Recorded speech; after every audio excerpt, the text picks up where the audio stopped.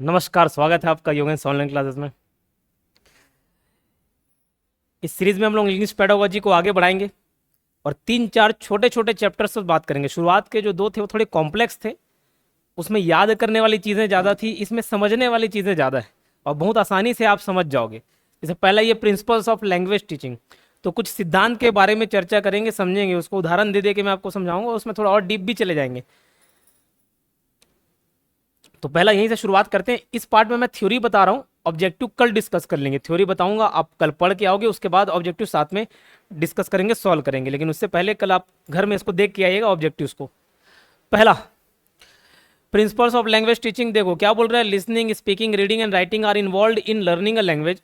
They are based on following well defined principles. कुछ सिद्धांतों पर आधारित होता है पढ़ना, लिखना, सीखना।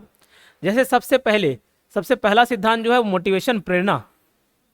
प्रेरणा तो मोटिवेशन क्या है? एक इंटरनल ड्राइव है, समझ लो, अंदर से एक आग जो होनी चाहिए। तो मोटिवेशन बहुत जरूरी है। जैसे बिना फ्यूल के कार नहीं चल सकता, वैसे ही बिना मोटिवेशन के आप अपने लक्ष्यों को पा नहीं सकते। तो मोटिवेशन बहुत जरूरी है। तो learners can be motivated to learn a language. It plays an important role in learning a language. ठीक है, क्वेश्चन पूछा था, उसको वन लाइनर फॉर्म में डाल दिया कि when someone says you did a good job, it means that he is appreciating you. तो एक क्वेश्चन पूछा था राइट, तो इसका मतलब क्या होगा? अगर किसी ने बोला कि यार बहुत अच्छा काम किए, तो उसका मतलब होता है कि आपको अप्रिशिएट कर रहा है, सराहना कर रहा है। मोटिवेशन भी दो टाइप का होता है, एक होता है पॉजिटिव मोटिवेशन, एक होता है नेगेटिव मोटिवेशन। अब पर्सन के हिसाब से पॉजिटिव और नेगेटिव दिया जाता है। जैसे मान के चलो, मेरे को लगता है कि ये मैडम को तारीफ बहुत पसंद है, तब ये 10 वोकेबलरी मैं बताया। आज कितना बताया? 50-60 बताया था ना सुबह, 50-60 बताया। अब इसमें से एकदम एक ठोक इजी वाला बता दिया। जब मैडम को मैं पॉलीगामी बता रहा था तब खीखी खीखी हंस रही थी, तो लगा कि पॉलीगामी में इसको तो याद होगा। अब मैं चाहता हूँ कि इनको मैं मोटिवेट करूँ। अब कोई ऐसा वर्ड पूछूंगा जो ये नहीं बता पाएंगी तो डीमोटिवेट हो जाएंगी, क्योंकि ये मैं करता हूँ क्लास में।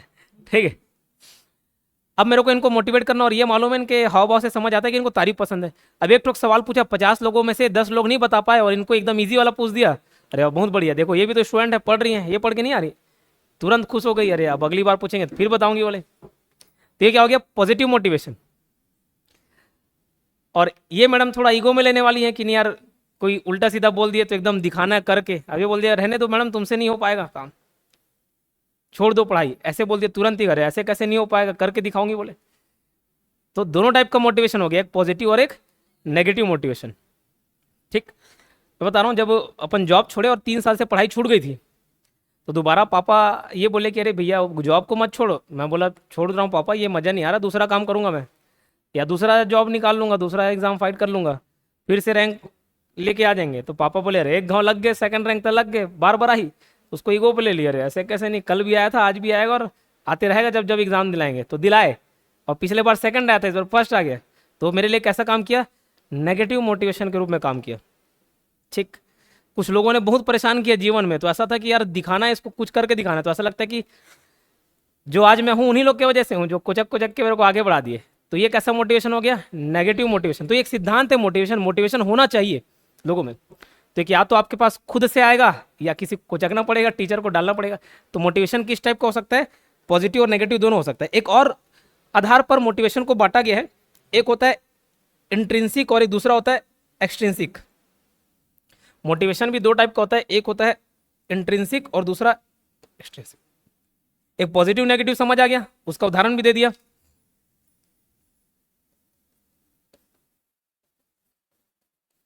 इंट्रिंसिक और दूसरा होता है एक्सट्रिंसिक। अब ये क्या होता है? देखो, मोटिवेशन कई प्रकार है। जैसे मेरा मोटिवेशन अंग्रेजी बोलने का और सीखने का, पढ़ने का इंट्रिंसिक था। कैसे? जब मैं यहाँ आसपास के माहौल में रहोगे तो आपको कभी इंग्लिश की वैल्यू समझ नहीं आएगी, लेकिन कभी अच्छे क्लास, अच्छे लोगों के बीच में उतरोगे ना, वहाँ लोग अंग्रेजी में बात कर रहे हैं और आपको आ नहीं रहे, तब आपको तकलीफ होने लगेगा। फ्लाइट में चल रहे हो, सब कोई अंग्रेजी में बात कर रहे हैं, अब पूछ रहे हैं, बोल रहे हो, समझ नहीं आ रहा है, तो थोड़ा अजीब लग रहा है। तो देखिए यार, इन लोग इंग्लिश में बात करते हैं तो कितना मस्त मजा आता है, अच्छा लगता है।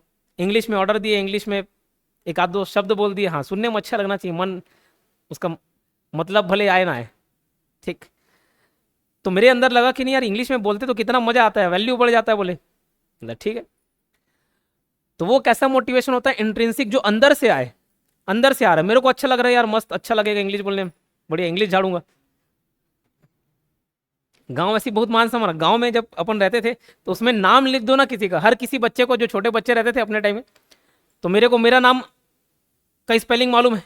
अब मैं इंग्लिश मीडियम में पढ़ा हूं, तो सबके नाम का स्पेलिंग लिख लेते थे, राम है, राजेंद्र है, तो सब खुश हो जाते थे उसी, मेरे वाह इंग्लिश, इतना अच्छा इंग्लिश आता है, बस वो स्पेलिंग लिखने में, तो उनको कुछ नहीं आता ना, तो अंधों में काना राजा वाला तो ऐसे देखिए कि यार उसके लिए भाई इंग्लिश सीखना पड़ेगा, इंट्रिंसिक।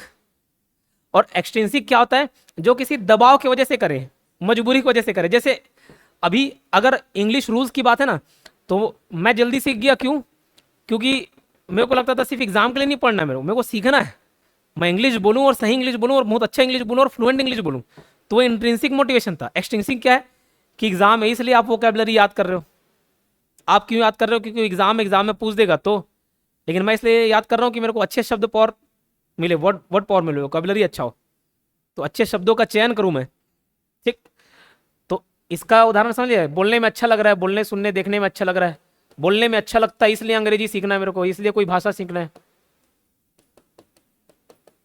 और एक्सटेंसिंग मतलब क्या? किसी एग्जाम का दबाव हो तब। और मोटिवेशन को दो और प्रकार बता दिया, पॉजिटिव और नेगेटिव। तो एक सिद्धांत तो ये हो गया, तो टीचर को चाहिए कि बच्चों को अगर सिखाना है तो ये दोनों में कुछ ना कुछ तो एहसास कराए, उसको दिखाए, देखो तुम्हारा भाई कितना अच्छा इंग्लिश बोलता है, बोले तुम्हारा मित्र कितना अच्छा अंग्रेजी बोलता है। और नहीं तो डराए उसको, भाई एग्जाम है पढ़ लो, नहीं निकले, ठीक। समझ आई बात? चलिए, दूसरा पॉइंट क्या बोल रहा है? Interest. The teacher should generate a great deal of energy and interest among learners so they may pay attention to learning a language. क्या बोल रहा है? The teacher should generate, generate करना पड़ेगा, उसको पैदा करना पड़ेगा क्या? A great deal of energy and interest among learner. क्योंकि जब तक आपके अंदर रुचि नहीं है, रुचि का मतलब ये समझ लो अंदर से जिज्ञासा, जिज्ञासा नहीं होगी तो रुचि नहीं होगी। अंदर से खुद के अंदर आपको जिज्ञासा होनी चाहिए अंग्रेजी सीखने का। अंग्रेजी मतलब समझ गए, सेकंड लैंग्वेज की बात कर रहे हैं, किसी लैंग्वेज की बात कर रहे हैं। इंग्लिश ही क्यों यूज़ करता हूँ? क्योंकि ये इंग्लिश पेडागोजी आप यूज़ कर रहे हो। तो आपके अंदर इंटरेस्ट नहीं है पढ़ने का, तो मैं कैसे पढ़ा सकता हूँ? सोए इंसान को ना, सोए हुए इंसान को आप जगा सकते हो, जागे हुए इंसान को नहीं जगा सकते, जो एक्टिंग कर रहा है सोने का, है नहीं सीखा। तो ऐसे अब आपके अंदर इंटरेस्ट नहीं है तो कैसे आपको पढ़ा दूं, कैसे आपको सिखा दूं? अब किसी को खुद से इंटरेस्ट होगा, किसी के अंदर इंटरेस्ट मेरे को पैदा करना पड़ेगा। अब इधर के सेक्शन वाले हो सकता है बहुत इंटरेस्टेड होंगे अंग्रेजी सीखने में, तो इजीली सीख जाएंगे, लेकिन मैं इधर के बच्चों को छोड़ नहीं सकता। समावेशी शिक्षा, समावेशी विकास। तो क्या करूं? अब मेरे को ये मालूम करना है कि यार इन लोगों को इंटरेस्ट किस में है। ये दो बच्चे को पीछे इंटरेस्ट है क्रिकेट में, क्रिकेट की बात करो तो सुनता है। ये दो बच्चे को इंटरेस्ट है WWE में, ये दोनों सीखते हैं दिन भर। पहले के जमाने में WWE देखते थे, लड़कियां नहीं देखते थे होंगे, लड़के दिन भर WWE देख रहे हैं। इनको इंटरेस्ट है बोले मेकअप है, मेकअप से संबंधित कुछ भी बात कर दो, लंबा चौड़ा बात कर दो। इनको इंटरेस्ट है सास ससुर वाले कहानी में, सास बहू वाले कहानी में, बोले उससे संबंधित बात कर दो। तो जिसका जिसमें इंटरेस्ट है, तो अगर टीचर उस संबंध में इंग्लिश में बात करेगा ना, तो इंटरेस्ट लेगा, वो सीखेगा, सुनेगा, देखेगा, ठीक। समझ आ रही बात? तो इंटरेस्ट पैदा करना पड़ेगा तो सीखेगा। इमिटेशन, नकल करना, ये देखो ये क्या पॉइंट है। अब टीचर खुद अंग्रेजी नहीं बोल रहा है, खुद पढ़ के नहीं आ रहा है, तो बच्चा जो देखता है वो सीखता है। अभी एक वीडियो वायरल हुआ था एक टीचर का, यहीं छत्तीसगढ़ के किसी टीचर का है, तो वो वहीं स्कूल में जाकर दारू पी रहे, तो बोला जो करना है कर ले, कलेक्टर शिकायत करना है कर ले, पीता हूँ दारू, क्या कर लेगा, ऐसा वाला देखे बच्चे के सामने पी रहे, तुमको भी पीना, तुम्हारे लिए बनाऊं पैक तो भैया बच्चा वो देखेगा तो ऐसे नहीं सीखेगा। तो ये बात को पेरेंटिंग में भी सिखाई जाती है। जैसे अगर आपके बच्चों को आप चाहते हैं कि वो भैया पढ़े, तो आपको उसके सामने पढ़ना पड़ेगा। आप मियाँ बीवी झगड़ा कर रहे हो तो वो भी झगड़ालू पैदा हो जाएगा, पैदा तो हो गया है, मतलब झगड़ालू बन जाएगा, पैदा होना तो हो गया झगड़ालू बन जाए। लेकिन आप चाहते हो कि भैया ये अच्छा संस्कारी बड़े, अच्छा पढ़े, तो आप दिखाना पड़ेगा आपको कि मैं नॉवेल दिन भर पढ़ रही हूँ, वो देखेगा, उसको भी पढ़ाई में जिज्ञासा पैदा होगी, ठीक। तो टीचर भी भैया उसको खुद को अंग्रेजी बोलना पड़ेगा, तब उसको देख देख के, बोल बोल के, सीख सीख के सुनेगा, ठीक है, सुन के बोल के सीखने का प्रयास करेगा, imitation. The children learn their mother tongue by imitation. जैसे मदर टंग को, मातृभाषा को कैसे सीखता है? मम्मी बोल रही है, उसको रिपीट कर करके सीख देता है, बोलो बेटा मम्मी मम्मी मम्मी, तो फिर वो भी मम्मी बोल रहा है।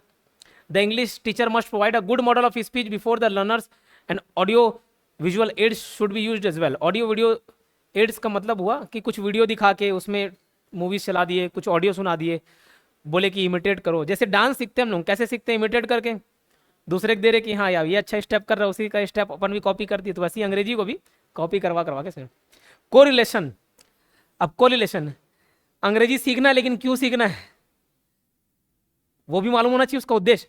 तो लैंग्वेज लर्निंग का हमको प्रैक्टिकल लाइफ में क्या लाभ है, लैंग्वेज लर्निंग का प्रैक्टिकल लाइफ में क्या लाभ है, उसके साथ संबंध स्थापित करना पड़ेगा। अभी मैं बोलूँ चाइनीज सीख लो, तो भैया चाइनीज का क्या काम है नहीं बताऊं तो आप सीखोगे ही नहीं। बोले एक ठोक बोल नहीं पा रहे, चाइनीज कहाँ सीख। लेकिन बताऊंगा कि अरे भैया आपको जॉब चाहिए, बोले हाँ, बोला सिर्फ इंग्लिश सीख लो। इंग्लिश सीख लोगे ना कभी भूखा नहीं मरोगे। इंग्लिश सीख लो, कंप्यूटर सीख लो, कंप्यूटर मतलब थोड़ा बनता है तो आपके रोजगार का साधन बनिए, उसके बाद कुछ आए मत आए, अच्छे अच्छे जगह बात मिलेगा। अगर आपकी कम्युनिकेशन स्किल तगड़ी है ना, लाखों के आदमी हो आप, ठीक। तो कोरिलेशन बताना पड़ेगा, संबंध बताना पड़ेगा, जो सीख रहे हो उसका प्रैक्टिकल लाइफ में क्या यूज है। Unless teaching and learning of English becomes correlated with practical life, learner will not realize the need of language learning and will not take interest in it। तो जब तक unless जब तक English को क्यों पढ़ना है, क्यों सीखना है, क्यों सिखाना है, ये नहीं बताएंगे प्रैक्टिकल लाइफ में, वो क्यों जरूरी है नहीं बताएंगे, तब तक लर्नर विल नॉट रियलाइज, उनको एहसास नहीं होगा, किस चीज का एहसास नहीं होगा कि क्या जरूरत है अंग्रेजी का, क्या महत्व है। ठीक, समझ आ रही बात। अभी हम लोग नॉर्मल कंपटीशन के फील्ड में इंग्लिश जब पढ़ने आता है बच्चा, तो पहले तो मैं ये बोलता हूँ कि भाई अंग्रेजी पढ़ना नहीं है, छोड़ दोगे तो भी चलेगा, पहले ये बोलते हैं कम से कम बाकी पढ़ो तुम लोग, वो भी नहीं पढ़ रहे उसके डर में। लेकिन जब बाकी कवर कर लेते हैं ना तब बोलता हूँ अब अंग्रेजी क्यों जरूरी है, ये सुनो। बोले बाकी सब को इजी लग रहा है, सब पढ़ लिए, इजी इजी तो सब पढ़ लिए, इंग्लिश टफ लगता है, वोकैबुलरी हर किसी की याद नहीं होता, टेंस हर किसी की बस की बात नहीं है। तब बताते भैया ये इजी वाला कर लिया, अब थोड़ा हार्ड वाला भी करोगे ना तो सबसे ये नहीं बन पाएगा, यहाँ पे आप एज ले पाओगे, कॉम्पिटेटिव एज मिल जाएगा आपको। तब उसको कोरिलेशन बता रहे हैं कि भैया थोड़ा सा एक्स्ट्रा पढ़ लिया ना तो अच्छा पकड़ हो जाएगा।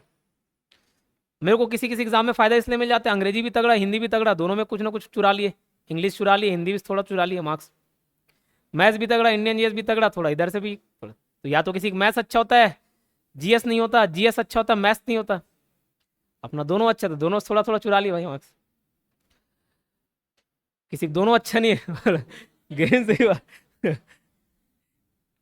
एक्यूरेसी, एक्यूरेसी होना चाहिए। देखो एक्यूरेसी किससे संबंध में, लिखने में भी, ताकि स्पेलिंग वगैरह अच्छा सीखे। अब मैं ही गलत लिखूं तो आप नहीं सीख पाओगे। हिंदी वाला मेरा देखे होगे स्पेलिंग, बड़ी छोटी, बड़ू छोटू, वो समझ नहीं आता, फिर घसीट देता हूँ लास्ट में इंग्लिश में भी अब मैं ही गलत लिखूं तो आप कैसे सीखोगे, मैं ही गलत बोलूं आप कैसे सीखोगे। अब बार बार जब प्रोनाउंसिएशन का एक शब्द आता है, प्रोनाउंसिएशन, प्रोनाउंसिएशन एक्चुअल में प्रोनाउंसिएशन है, वो प्रोनाउंसिएशन। अब प्रोनाउंसिएशन प्रोनाउंसिएशन करूं तो आप भी वही सीखोगे, गलत सीखोगे। तो भैया एक्यूरेसी होनी चाहिए। The English teacher should make accuracy while speaking, teaching and writing English language so that learner should follow their teacher and consider him as a role model. उसको रोल मॉडल कंसिडर करे। भैया अगर योगेन sir ये बोल रहे हैं तो यही सही है, समझ आई बात। ठीक, पर्पस, उद्देश्य, जैसे हम लोग कोरिलेशन बताए ना, वैसी पर्पस है। There should be a definite purpose of learning a language so that learning may be easy and suitable. तो जब तक आपके पास एक उद्देश्य नहीं होगा तब तक आप उस फील्ड में मेहनत नहीं करोगे, नहीं करते। जैसे सबके पास जॉब पाने का अपना अपना एक उद्देश्य है, और आपका उद्देश्य यह डिसाइड करेगा कि आप कितना ज्यादा मेहनत करेंगे। बोलेंगे आपके हस्बैंड ने पहले से काम कर ही रहे हैं, जॉब कर ही रहे हैं, आपका पहले से सोर्स है, बस किस लिए कर रहे हो, शौक के लिए, ये लग जाएगा तो अच्छा रहेगा, टाइम मिला तो कर ले। तो ऐसा ये बोले कि सास ससुर बहुत ताना मार रहे हैं, मेरे को करना एकदम जरूरी हो गया, ईगो पे बात आ रहा है, बोला ठीक है। अब इनका भी ऐसी हो गया कि शौक है, मेरे माँ बाप का एकदम बढ़िया पैसा कमाए हैं, करोड़ों रुपए संपत्ति है, मेरे करने नहीं भी करूँ नहीं भी मिलेगा तो भी चलेगा। सबके इस उद्देश्य के वजह से ना मेहनत में अंतर आ जाएगा। ये बोले नहीं भी चलेगा, नहीं भी पास होंगी तो बन जाएगा, काम चल जाएगा, तो उतना मेहनत नहीं करेंगे। लेकिन हो सकता है कि भैया माँ बाप के पास उतने पैसे नहीं हैं, मैं एकदम गरीब फैमिली से आ रही हूँ, तो वो जी जान लगा देंगी। वो बोले प्राइवेट जॉब से जैसे तैसे छुटकारा चाहिए यार, ये प्राइवेट जॉब नहीं कर पाऊंगी, ये वाला बहुत टॉर्चर करते वाले गवर्नमेंट चाहिए, वो ज़्यादा मेहनत लगा देंगी। तो उद्देश्य होना जरूरी है। तो टीचर को भी उद्देश्य बताना पड़ेगा कि भैया अंग्रेजी काहे पढ़ रहे हो, बोले काम आएगा बाद में। ठीक, ए कस्टम विथ लैंग्वेज, भाषा का आदत बनाना। अब एक्चुअल में मैं कितना भी वोकेबलरी आपको पढ़ा दूं, वोकैब सिखा दूं, याद करा दूं, लेकिन जब तक आप उसको यूज नहीं करेंगे ना तो भूल जाएंगे, रिवाइज नहीं करेंगे तो भूल जाएंगे। या तो उसको डेली रट्टा मारो, रिवाइज करो, या उसको लैंग्वेज में यूज करो, सेंटेंस में यूज करो।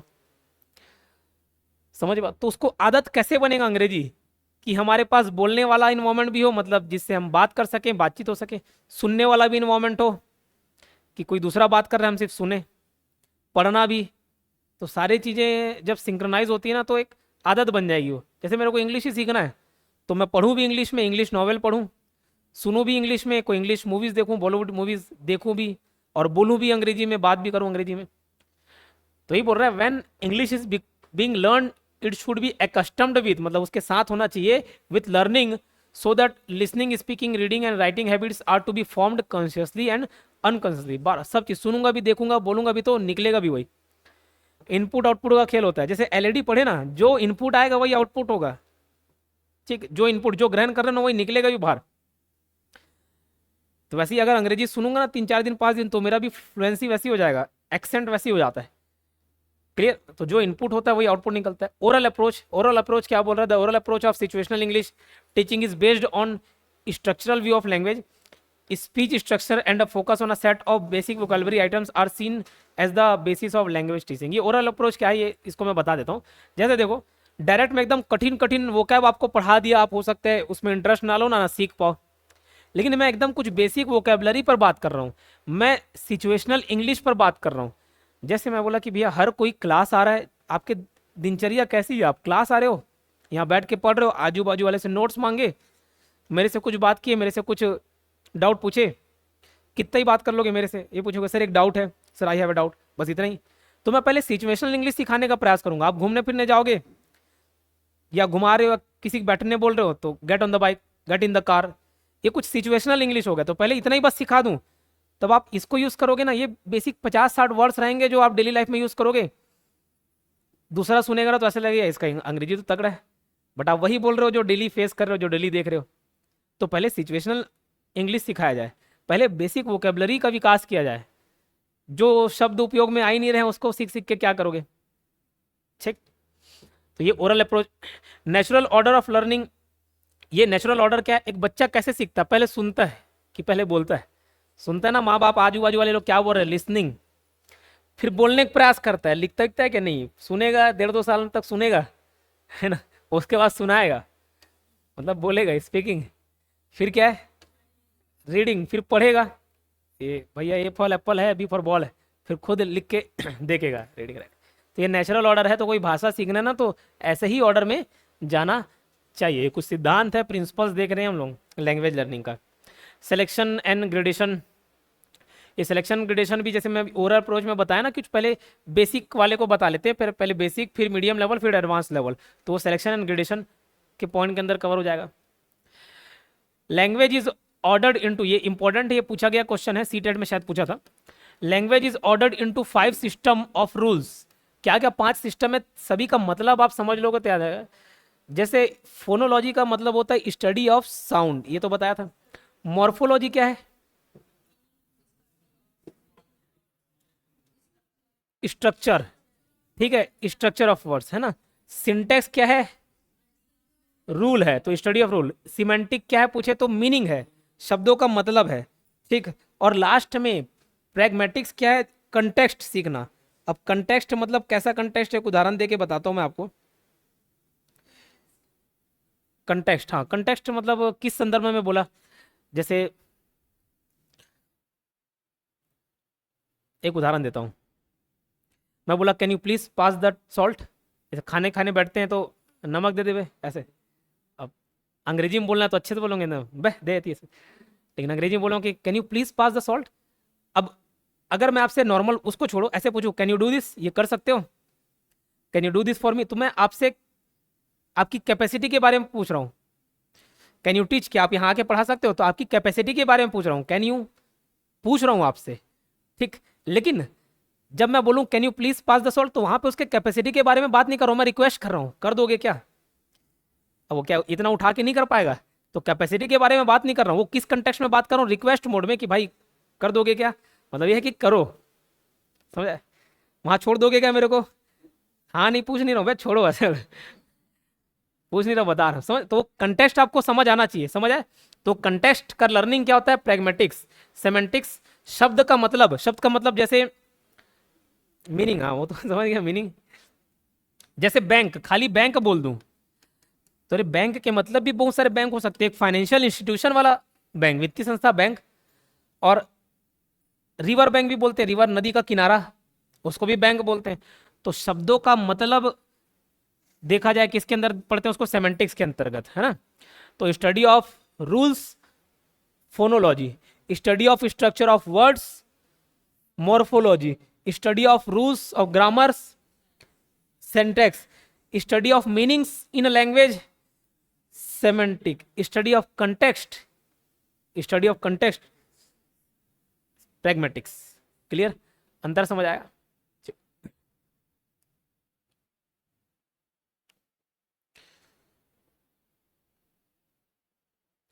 ये कुछ ऑप्शन क्वेश्चन था, कौन सा नहीं है उसको हटा दिया था। क्वेश्चन एग्जाम में पूछा गया है आपके सीजी टेट में पुराने। तो children use language as a tool, एक टूल के रूप में उपयोग करता है लैंग्वेज को, कैसे? तो आप खुद बताओ, ये तीनों आंसर सही है। To communicate and the store information, एक क्वेश्चन में आपको आगे मिल भी जाएगा, इसका एक पॉइंट जो आंसर नहीं लिया गया था।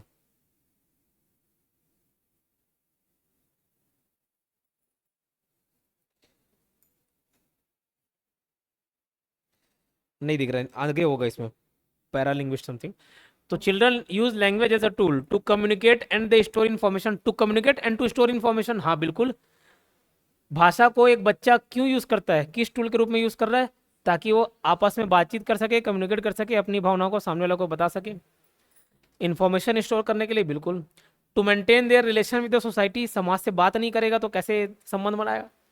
To understand and apply the words and sentences and generate new ideas, जी बिल्कुल, ये सारे पॉइंट सही हैं। ठीक, एक गलत थे तो गलत वाले को हटा दिया, वो क्वेश्चन में कहीं ना कहीं मिल जाएगा। ये क्वेश्चंस को हम लोग बाद में डील करेंगे। ये टू अंडरस्टैंड पैरालिंग्विस्टिक कम्युनिकेशन, हाँ ये क्वेश्चन में डाला हुआ है, तो इसके 3 आंसर हो गए, और ये वाला नहीं है, मतलब टू अंडरस्टैंड पैरालिंग्विस्टिक, तो किस रूप में यूज नहीं करता? पैरालिंग्विस्टिक कम्युनिकेशन क्या होता है? जैसे आप मेरे से पूछे कि सर आप कैसे हो, मैं बोला मैं अच्छा हूं। ये मैं अच्छा हूं को बोलने के भी बहुत सारे तरीके हैं जिससे आप समझ जाओगे कि मैं अच्छा हूं कि नहीं हूं। भले बोल दिया अच्छा हूं, सर कैसे हो, ठीक हूं यार, समझ जाओगे ना, ठीक नहीं है, झगड़ा हुआ है बोले निंदा। आज मैडम भड़की हुई बोले, तो ठीक हूं बोला, लेकिन उसका टोन कैसा है, उसका वॉल्यूम कैसा है, पिच कैसा है, वो सबको समझना पैरालिंग्विस्टिक कम्युनिकेशन कहलाता है। कैसे हो रहा? ठीक हूँ, मस्त हूँ, एकदम एनर्जेटिक में बोला तो फिर ज्यादा ही ठीक हो गए बोले, तो वो किस में आता है? पैरालिंग्विस्टिक में। तो बच्चा सीख रहा है भैया, पहले ये तो कर ले, वो उसको इधर का ज्ञान बाद में लेना होता है, ठीक है? क्लियर?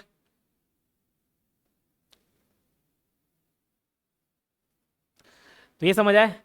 चलो, इंपॉर्टेंस ऑफ लर्निंग स्किल। तो इंपॉर्टेंस ऑफ लर्निंग स्किल की जगह इंपॉर्टेंस, महत्वपूर्ण तो सब ये सारे पॉइंट्स हैं, किसके लिए अगर देखा जाए, किस किस पर्पस के लिए भाषा सीखना जरूरी है, तो सारे चीज़ों के लिए।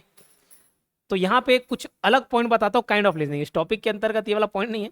काइंड ऑफ लिसनिंग, दो लिसनिंग के 2 प्रकार हैं, 2 वर्गीकरण किया गया है, एक डिस्क्रिमिनेटिव लिसनिंग, भेदभावपूर्ण सुनना, और एक कॉम्प्रिहेंसिव लिसनिंग।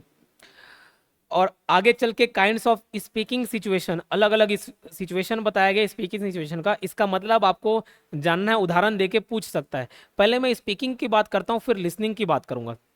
ठीक, मान के चलो स्पीकिंग, बोलने की बात कर रहे हैं, किस किस प्रकार से हम लोग स्पीकिंग सिचुएशन को बांट सकते हैं।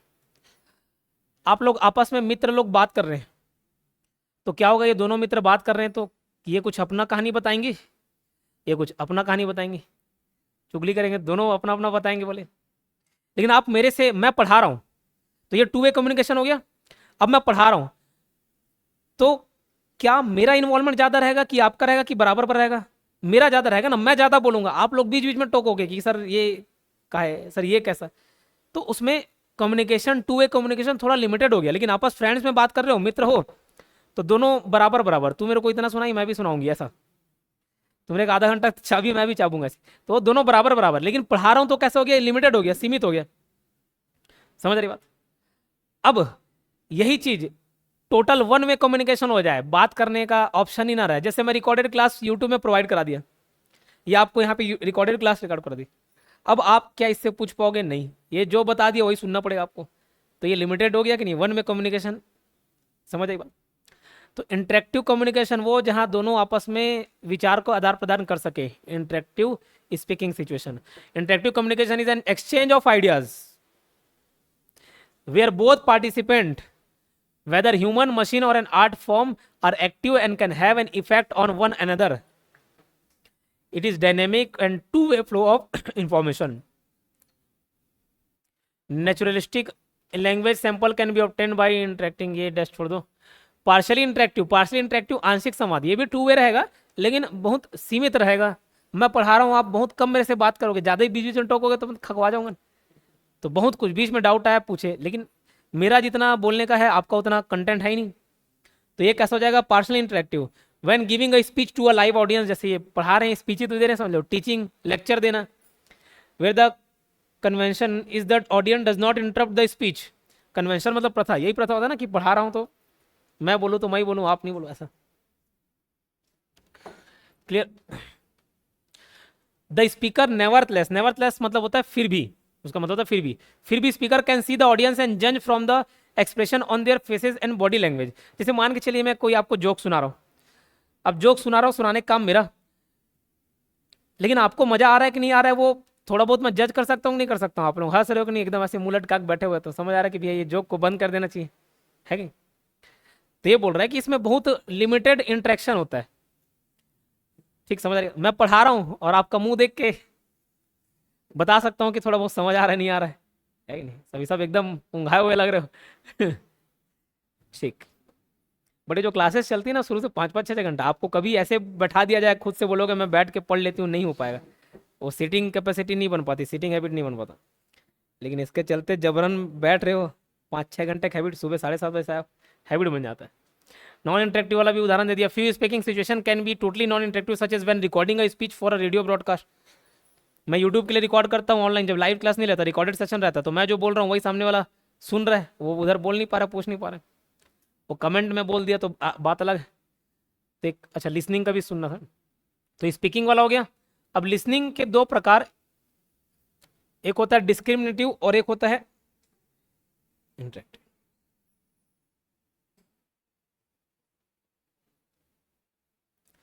डिस्क्रिमिनेटिव लिसनिंग सुनने की बात है, तो इसको दो आधार पे बांटा हुआ है, दोनों का मतलब बता देता हूं। जैसे टीचर जब पढ़ा रही है या कोई वीडियो दिखा रही है और लाइन से बैट, कैट, पैट, मैट, ये तरह, ये होता है भेदभाव पूर्ण सुनना। मतलब सुनते सुनते ये समझ आ जाएगा कि बैट कैट से अलग है, कैट पैट से अलग है और पैट मैट से अलग है, सभी में थोड़े थोड़े अंतर है। ये डिस्क्रिमिनेटिव लिसनिंग होता है। ये बेसिक लिसनिंग स्किल है कि समझ पाना कि दोनों तीनों चारों में अंतर होता है। Discriminative listening is when the listener interprets and assigns of sound and body language. The listener is sensitive to attributes including rate, volume, pitch and emphasis in speaking. Comprehensive listening, comprehensive listening में क्या, जैसे मान के चलो मैं आपको world war 2 के बारे में पढ़ा रहा हूँ, अब ये थोड़े बड़े बच्चों के लिए हो गया कॉम्प्रिहेंसिव लिसनिंग, तो मैं वर्ल्ड वॉर 2 के बारे में पढ़ा रहा हूँ और सिर्फ पढ़ा रहा हूँ, लेकिन बीच बीच में आपको नोट्स बनाना है, क्योंकि जरूरी तो वही है। कभी कभी मैं लंबा चौड़ा कहानी बता देता हूँ, एक शब्द लिख के थोड़ा मौखिक रूप से एक्सप्लेन कर देता हूँ, लेकिन आपको तो बाद में याद करने के लिए नोट्स जरूरी है। तो मेरी बातों को सुन के आप थोड़ा बहुत पॉइंट नोट डाउन करते हो, जो आपको समझ आ रहा है, वो कॉम्प्रिहेंसिव लिसनिंग के केस में आता है। ठीक, ये समझ आया? आगे बढ़ते हैं। स्पीकिंग वाला तो मैं बता दिया, ऑब्जेक्टिव्स को कल डील करेंगे इससे पहले, लेकिन आप एक बार प्रयास करके जरूर आना।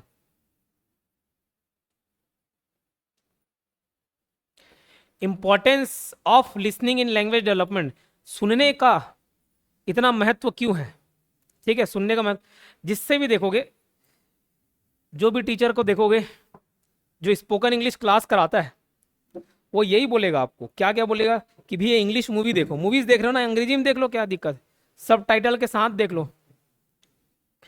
क्यों? वही बोला, जो इनपुट जाएगा वही क्या आएगा, आउटपुट। जो इनपुट रहेगा वही आउटपुट रहेगा। ठीक। तो सुनने से होता क्या है, एक तो श्रवण कौशल का विकास होता है, श्रवण कौशल। तो अच्छा वक्ता अच्छा श्रोता होता है। A good speaker is always a good listener. तो जब तक सुनोगे नहीं तब तक बोलोगे नहीं। ठीक। Listening skills are skills that contribute to your ability to accurately receive information when communicating with others. तो जब तक अच्छा सुनोगे नहीं तब तक अच्छा बोलोगे नहीं, दूसरे का कॉपी नहीं कर पाओ। फॉर प्रोनाउंसिएशन, उच्चारण हेतु, एक मैं अच्छे सोर्स से सुन रहा हूँ, मतलब किसी अंग्रेजी टीचर से अंग्रेजी सुन रहा हूँ, उससे नहीं जो अंग्रेजी पीने के बाद अंग्रेजी बोल रहा है। तो अंग्रेजी पीने के बाद जो अंग्रेजी बोल रहा है उसको मैं फॉलो कर रहा हूँ, तो भैया मेरा खुद प्रोनाउंसिएशन गलत होगा। लेकिन कोई अच्छे सोर्स से सुन रहा हूँ, टीवी चैनल से, न्यूज़ चैनल से, मूवीज से, तो वहाँ तो ठीक ठाक प्रोनाउंसिएशन करेंगे। तो ये समझ आएगा कि भैया सुनामी में टी साइलेंट रहता है, सुनामी लिखा भले टी है लेकिन टू सुनामी नहीं बोलेंगे, उसको सुनामी बोलेंगे। तो ये कैसे सीखेंगे, जब अच्छे सोर्स से उसको समझेंगे। वोकेबलरी डिक्शनरी, अच्छे वोकैब्स मिलते हैं, अच्छा शब्दों का चयन। जैसे मैं खुद ये डिफरेंस, हर रोज सीखने का दिन होता है। अभी मैं पढ़ा ले रहा हूँ, बिल्कुल पढ़ा ले रहा हूँ, लेकिन आज से मैं 6 साल पहले 7 साल पहले अपने वीडियो को खुद देखता था, तुरंत बंद कर देता हूँ। 6 साल पहले के मेरे वीडियोस देखना, उसमें भी पढ़ाया हूँ, लेकिन 6 साल में कितना कुछ परिवर्तन हो गया है, आ गया है। अपने वीडियोस को देख के मैं खुद महसूस कर पाता हूँ। लेकिन अभी भी मेरे को ऐसा लगता है कि मैं, और जो अच्छे लेवल के टीचर है ना, वैसे नहीं पढ़ाता। और वैसे नहीं पढ़ाने का एकमात्र कारण मेरे लगता है शब्दों का चयन है। जैसे जब विकास द्विवेदी सर को पढ़ाते हुए देखता हूँ, मैं बोलता हूँ, थोड़ा स्पीड बोलता हूँ लेकिन अटक जाता हूँ, स्पीड बोलने के चक्कर में कई कोई शब्द रिपीट होते हैं। शब्दों का चयन, अपने पास सीमित शब्द है, लेकिन विकास द्विवेदी सर को देखते तो देखते हैं कि यार शब्दों का चयन कैसा है। किसी अच्छे प्रवक्ता को देखना, सुधांशु त्रिवेदी, संबित पात्रा, कितना अच्छा शब्दों का चयन करते हैं। बीजेपी कितना भी गलती कर ले, कोई भी पाप हो, गलती हो, बड़ा सा बड़ा कांड हो, उसको तर्क देना इतने अच्छे से आता है कि उसको जस्टिफाई कर दे। कोई अच्छे दार्शनिक लोगों को सुनना, ओशो, कृष्णमूर्ति, बुद्ध, शब्दों का चयन कितना सटीक है, कितना अच्छा है। ठीक।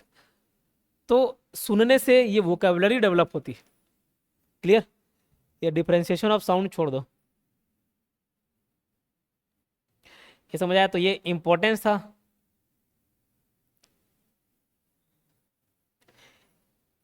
इंपॉर्टेंस ऑफ स्पीकिंग ये थोड़ा बड़ा है, तो मैं छोटे छोटे चैप्टर को कवर करना चाह रहा हूँ। ये भी इजी है बट ठीक है। अपन बात करेंगे कुछ लर्निंग डिसऑर्डर की।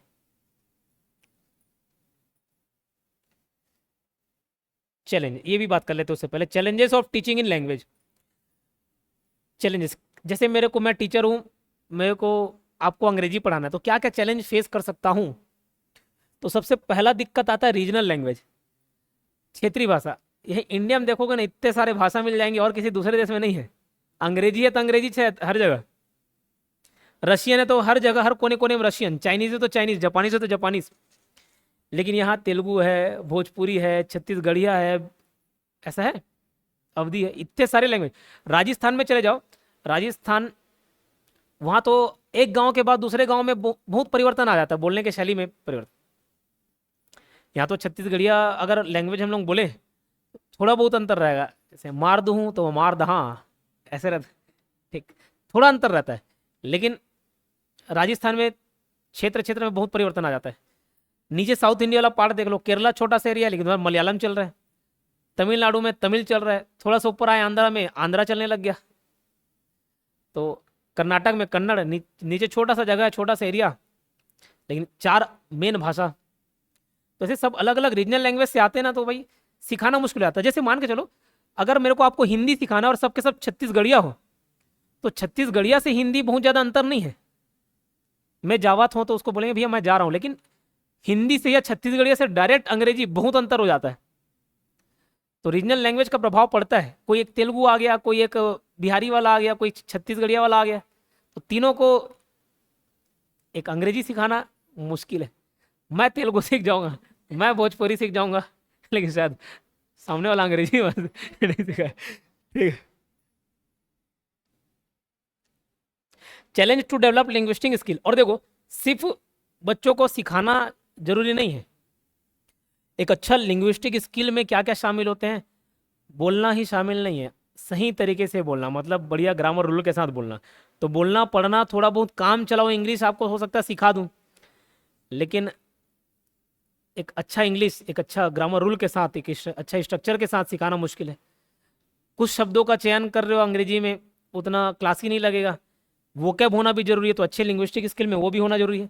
तो टीचर मामूली तौर पे सिखा देता है काम चलाओ टाइप का, क्योंकि उसको खुद आ रहा है लेकिन ये सिखाना थोड़ा चैलेंजिंग है। जैसे कोई टूटा फूटा बोल लेते हैं ना, टूटा फूटा कहीं बाहर जा रहे हैं, कोई बाहर का यहाँ छत्तीसगढ़ में आया हुआ है, तो थोड़ा बहुत छत्तीसगढ़िया बोल लेगा, किसी मजदूर को समझाना है सिखाना है तो ठीक टूटा फूटा सिखा लेगा। तो अच्छे एक्सपर्ट बनाने में थोड़ा दिक्कत जाता है। प्रॉब्लम ऑफ मल्टीपल लैंग्वेज, ये मल्टीपल लैंग्वेज तो बताया ही मैं आपको। लैक ऑफ इंटरेस्ट, बच्चों में इंटरेस्ट ही नहीं रहता तो कैसे सिखाएंगे, है ना। गाड़ी में बताया फ्यूल ही नहीं है, पेट्रोल नहीं है, गाड़ी कैसे चलेगा। ओवर क्राउडेड क्लासेस, अब जब पहले मैं क्लास शुरुआत किया था, 3 4 5 लोगों को पढ़ाता था, कैसे पढ़ाता था, ये आजू बाजू बैठा के, ये आजू बैठे, ये बाजू,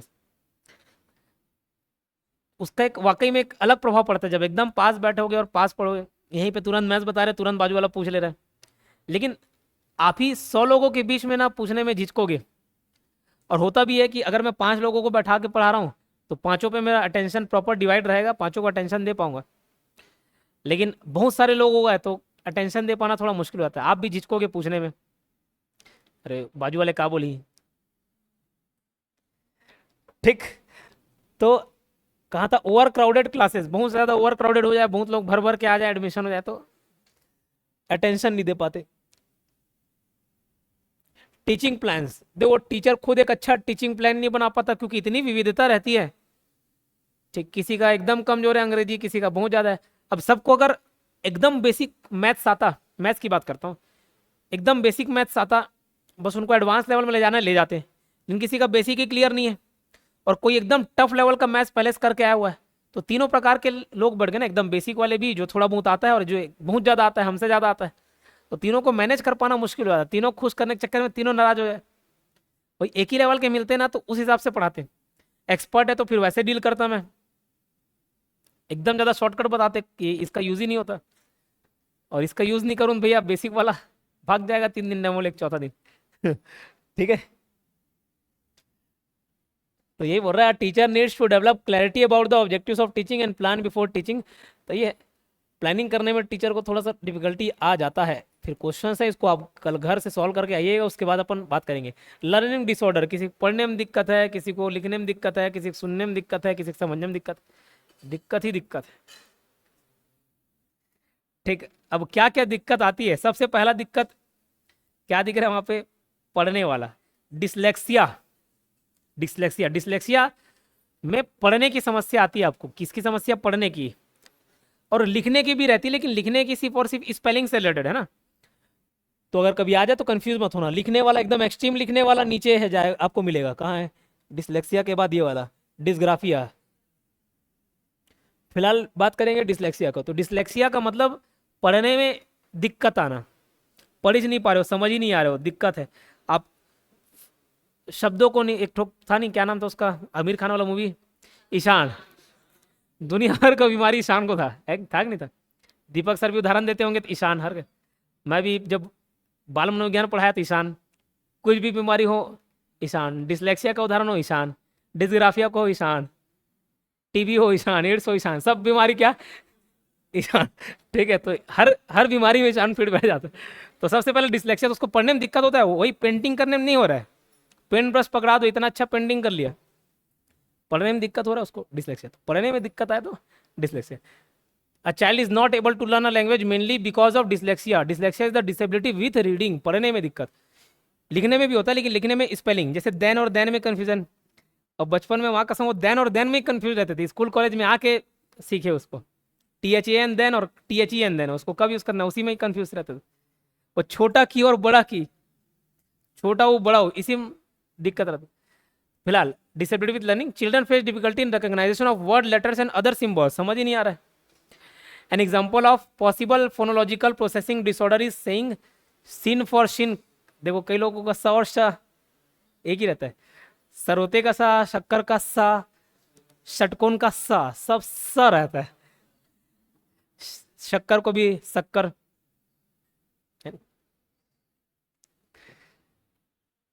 ठीक, क्लियर, चलिए। Through drilling the teacher can improve the language skills of students and make them confident while speaking.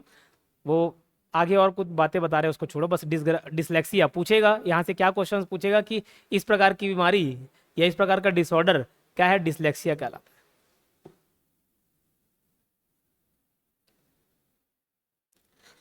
Next है डिस्ग्राफिया, लिखने में दिक्कत।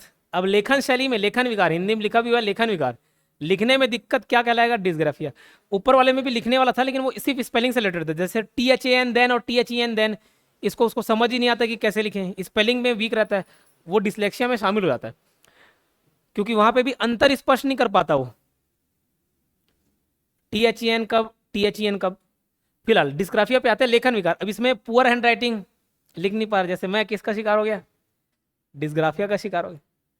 लिखने लेखन शैली अच्छी नहीं है, देखो लिखा हुआ है they have poor handwriting and they will also face difficulties in organising ideas. अच्छा, इसमें डिस्ग्राफिया में क्या क्या उदाहरण, मान के चलो मैं एकदम ऐसा लिख रहा हूँ जो टीचर को समझ ही नहीं है, लेकिन ये मेरे लिए फायदेमंद भी साबित हुआ। बीकॉम एमकॉम के हमको मालूम कि उतना अच्छा पढ़ के नहीं गए, आता ही नहीं। फर्स्ट ईयर में ऐसे रहता था कि 5 अलग अलग यूनिट पूछते थे, एक एक तो 15 मार्क्स का ऐसा कुछ रहता था, 15 मार्क्स का।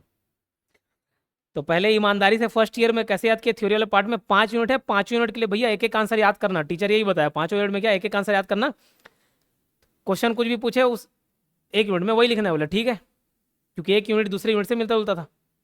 तो 5 यूनिट के लिए 5 आंसर पढ़ के जाते थे फर्स्ट ईयर में। सेकेंड ईयर में फिर अपना मॉडिफिकेशन कर दिए, क्या मॉडिफिकेशन की नहीं भैया, 5 यूनिट के लिए एक ही आंसर, 1 यूनिट का पढ़ेंगे और 5 यूनिट में वही लिखेंगे। और फिर थर्ड ईयर में और अलाली आया, बोले जो पहला और दूसरा साल में पढ़े ना वही जो याद आया तीसरे साल में लिख देंगे, और ऐसी सेम पास भी हुए। उसके 2 कारण थे, तो मैं अंग्रेजी में लिखता था, इंग्लिश में वाकई में परसेंटेज मिले उस हिसाब से लिखे नहीं, पढ़े नहीं कुछ भी। एक तो अंग्रेजी में लिखता तो जो सामने वाला टीचर ज़्यादातर हिंदी में चेक करते हैं, इधर के ज़्यादातर हिंदी में जाओ तो वो अपने को बेनिफिट मिल जाता। PSC में भी कई लोग बोलते हैं, अब शायद हो सकता है चेकर लोग अलग अलग हो गए, लेकिन जो इंग्लिश मीडियम है उसको थोड़ा बेनिफिट मिलता है, ठीक क्योंकि हिंदी में क्या लिखा है उसको समझ आ जाएगा, लेकिन इंग्लिश में अरे भाई कुछ तो लिखा, अच्छे लिखा होगा बोले। तो अपन एक तो लिखते थे अंग्रेजी में, ऊपर से ऐसे लिख देते थे कर्सिव की, उसको समझ ही नहीं आया, तो ऐसा लगता था कुछ तो लिखा होगा, 0 तो नहीं दे, तो पास हो गए उसी में। और एक ही आंसर को बार बार लिखते थे। थर्ड ईयर में बैठा था, थर्ड ईयर का शायद चौथा सेमेस्टर था, थर्ड ईयर बोलता हूँ, सेकंड ईयर जब MCOM कर रहा था यहीं ऑक्सफोर्ड वाले में खूबचंद बगल, तो मैं अपने ही आंसर को ना पीछे ऐसे देख के लिख रहा था। अब शब्द ही नहीं मिले, एक ही यूनिट है, उसको सब हेडिंग चेंज कर देते थे, आंसर वही रहता था। तो ऐसे पलट पलट के ना अपने ही आंसर को मैं देख के लिख रहा था। तो एक जन मैडम आई, उसको लगा कि चीटिंग कर रहा, पूरा चेक कर डाली ऊपर से नीचे सब, कहाँ रखा कुछ तो देख रहा था। तो मैं बोला नहीं मैडम ये मेरा आंसर है ये वाला, और पहला आंसर भी यही है और 5 वाला भी यही है। बोलते इससे लगता है कि तुम पास हो जाओगे। मैं बोला अभी 4 साल से तो ऐसे ही हो रहे ठीक है मैं देखती हूँ कैसे पास हो जाते हैं। मैं बोला मैं भी दिखाता हूँ, और उसी में 66% आ गया तो फिर बोला देखो, मैं बोला आपको बिना पढ़े कैसे मार्क्स लाना है, सीखना होगा तो आना मेरे पास। क्लियर। तो पुअर हैंड राइटिंग और क्या, अपनी भावनाओं को व्यक्त नहीं कर पाना, ये भी डिस्ग्राफिया में आ जा रहा है। अपनी भावनाओं को व्यक्त नहीं कर पाना ये भी किस में आता है, डिस्ग्राफिया में आ जाता है। जैसे मेरे को मालूम है मेरे को लिखना क्या है, मैं लिख नहीं पा रहा हूँ, मेरे को मालूम है मैं क्या बोलना चाह रहा हूँ लेकिन आपको बता नहीं पा रहा हूँ।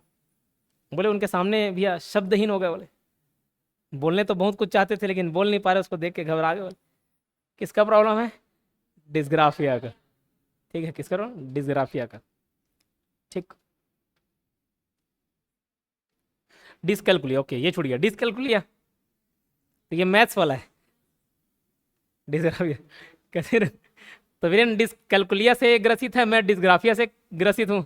ठीक, तो डिसकैलकुलिया मतलब क्या, मैथ से डर लगना, मैथ्स नहीं बन पाना। इसमें क्या है, अंकों का खेल समझ नहीं आता, डर लगता है उससे। दे have poor sense of direction, computing problem and problem with numbers. Children have with dyscalculia face difficulty in problem solving, recalling number sequences. Number से संबंधित जितने भी है ना, या डायरेक्शन से संबंधित या ऑर्डर से संबंधित, वो सारे के सारे दिक्कत करते हैं उस बच्चे को जो किससे ग्रसित है, डिसकैलकुलिया। कैलकुलिया कैलकुलेट करने से, तो जो मैथ्स जिससे नहीं बन रहा है वो डिसकैलकुलिया वाला हो गया। उसके बाद dyspraxia is a development disorder of the brain in childhood causing difficulty in activities requiring coordination movement. ये डिस्प्रेक्सिया क्या होता है, जैसे बता रहा हूँ, एक तो मूवी है कभी खुशी कभी गम, तो एकदम छोटा था उस टाइम, पहली बार कोई मूवी टॉकीज में देखने गया था मम्मी पापा के साथ, वही वाला मूवी देखा, कभी खुशी कभी गम। तो कहानी अभी भी याद है और कई बार उसको देख डाला हूँ, वो मूवी बोर नहीं लगता। तो उस मूवी में क्या होता है, ऋतिक रोशन छोटा रहता है, मोटू गोदलू, और शाहरुख खान बड़ा भाई रहता है उसको गोद लिए वाला। अब वो आने जाति वाले से शादी कर लेते हैं, आने टूरी से, आने जाति समझ, दूसरे कास्ट में शादी कर ले। तो उसको अमिताभ बच्चन लात मार के भगा देता कि नहीं भगा देता है। अब ये जब ऋतिक रोशन छोटा था तो उसको याद नहीं रहता, जब बड़ा होता है तब उसको याद आ जाता है ये सब चीज़। फिर अपने भैया भाभी को लेने के लिए जाता है लंदन अमेरिका, जहाँ पे भी रहते थे लोग। अब वहाँ पे उसकी एक दाई माँ रहती है, उसको किस लिए पहचानती पता है? क्योंकि बचपन में भी वो ना जूता नहीं बांध पाता था, शूलेस नहीं बांध पाता था, और जब बड़ा था तब भी वो डिफिकल्टी आते उसको जूता बांधने में। उसकी माँ पहचान लेती, दाई माँ पहचान लेती कि ये बेटा ये मेरा वही रोहन है, ऋतिक है, जो भी। ठीक। तो वो ऋतिक रोशन उसमें उस बीमारी में किससे ग्रसित था? डिस्प्लेक्सिया से। इसमें जो भी बॉडी मूवमेंट जहाँ पे कोऑर्डिनेट करना होता है ना, जैसे बटन लगाना, माइंड और बॉडी का जहाँ पे कोऑर्डिनेशन है, ये लेफ्ट हैंड राइट हैंड का कोऑर्डिनेशन है, वो नहीं कर पाते। बटन लगाना उसका उदाहरण है, शूलेस बांधना उसका उदाहरण है। मतलब इन लोग नहीं कर पाते ये सब काम छोटे मोटे। कोई मशीन का नट बोल्ट वगैरह फिट करना है, नहीं कर पाते। ठीक समझा? रुंगटा में, रुंगटा कॉलेज मालूम यहाँ पे है, डॉक्टर वाला भी काम चलता है। आधे से ज़्यादा बाहर वाले हो यहाँ पे जो, आप तो जानते ही होंगे, रुंगटा सुने हो, रुंगटा कॉलेज? हाँ। तो हमारे घर के सामने एक पार्षद रहती थी। तो क्या फ्री के चक्कर में, कई जगह फ्री में करवाते ना, लेकिन कौन रहता फ्री में करने वाला? एक्सपर्ट वाला भैया नहीं करेगा फोकट में। जिसको ट्रायल करना है, जिसको एक्सपेरिमेंट करना है, वो फ्री में करता है। ठीक। और बोला भी जाता है, if you are good at anything never do it for free. अगर आप किसी काम में अच्छे हो ना, तो उसको कभी भी फोकट में मत करो। लेकिन मैं पढ़ाता हूँ लिया क्या आप सभी से पैसा? मांगा 15,000, नहीं मांगा। ठीक। तो वैसे ही वो रुंगटा कॉलेज में गई फ्री के चक्कर में, फोकट के चक्कर में, कि यार डेंटिस्ट का इधर पैसा ले लेता है 1,500-2,000, वो कहाँ चलेगी? रुंगटा। तो वहाँ जो सीखने वाले रहते हैं ना, उन लोग को एक्सपेरिमेंट करवाया जाता है। तो जिस दांत में दर्द था, उस दांत को ना उखाड़ के उसके बाजू वाला उखड़वाती ठीक है। तो ऐसे डॉक्टर के पास कभी मत जाना जो डिस्पेक्सिया से ग्रसित हो। ठीक। इधर वाला निकालते निकालते पूरा जबड़ा निकाल दिया बोले। खैर, डिस्पेक्सिया मतलब जहाँ पे बॉडी मूवमेंट का कोऑर्डिनेशन ठीक नहीं बैठ पाता। जैसे पता है उन ऐसे बच्चों को क्या, शूलेस बांधने में, बटन लगाने में, ये सब में दिक्कत जाएगा।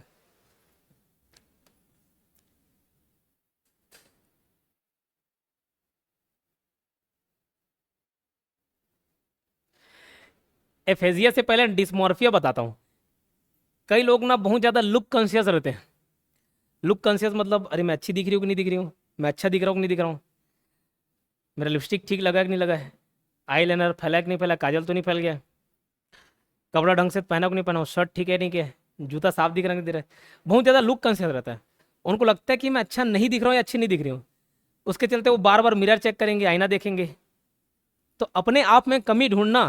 तो जिन बच्चों थोड़ा ऐसा लगता है कि मैं बाकी लोग के जैसा हूँ कि नहीं, अच्छा स्मार्ट दिख रहा हूँ दिख रहा हूँ, तो ये बच्चे में भावना आ जाती है। तो वो किस बीमारी से ग्रसित रहता है? डिस्मॉर्फिया। बार बार आईना देखना, मिरर देखना। ठीक। Dysmorphia is a mental illness involving obsessive focus on a perceived flaw in appearance. Appearance मतलब कैसा दिखना, हाल चाल हुलिया। फ्लॉ मतलब उसमें कोई खराबी, कोई कमी। The flaw may be minor or imagined but the person may spend hours a day trying to fix it. अरे अच्छा दिख रहा है कि नहीं दिख रहा है करके।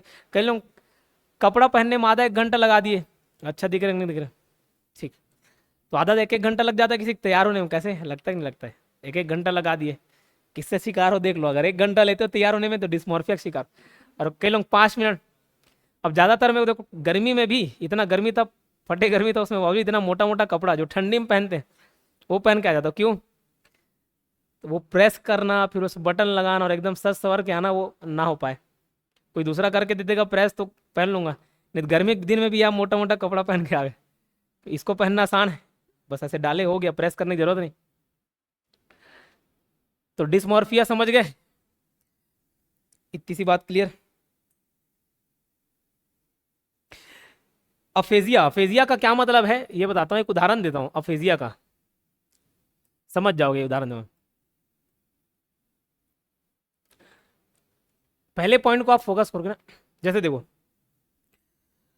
अरे वो इतना सवाल पूछता है ना कि मेरा दिमाग वो हो जाता है, वो मेरे को इतना इरिटेट करता है कि मतलब मेरे को वो लग जाता है, मेरे को उसको वो करने का मन करता है। वो क्या बे, वो लग क्या, तो ये जो वो कर रहे हैं, क्यों वो कर रहा है पता है? कि उसको सही शब्द नहीं मिल रहे, बोलना तो चाह रहा है, वो एक्सप्रेस करना चाह रहा है, लेकिन वो शब्द नहीं मिल रहा, तो वो लगा देता है कि नहीं? ये आपका घर बहुत वो लग रहा है, क्या वो, चलो, ठीक। तो जो ये वो कर रहे हैं, ये क्या है? अफेजिया है, उसको शब्द नहीं मिल रहे कम्युनिकेट करने के लिए, बोलने के लिए, तो शब्दों का अभाव।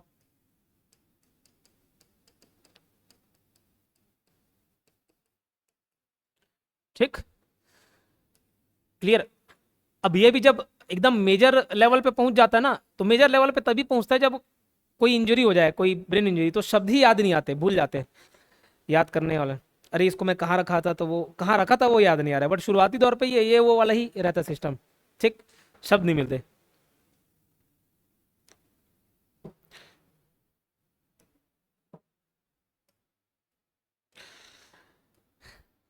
फिर educational characteristics of learning disabled children, तो ये जो वही है ऊपर जो पढ़े ना उसी, is unable to write the letters correctly, यही सारे फीचर्स मिलेंगे आपको जो इतने सारी बीमारी बताए। तो ये पूरा लर्निंग डिसऑर्डर देख लिए।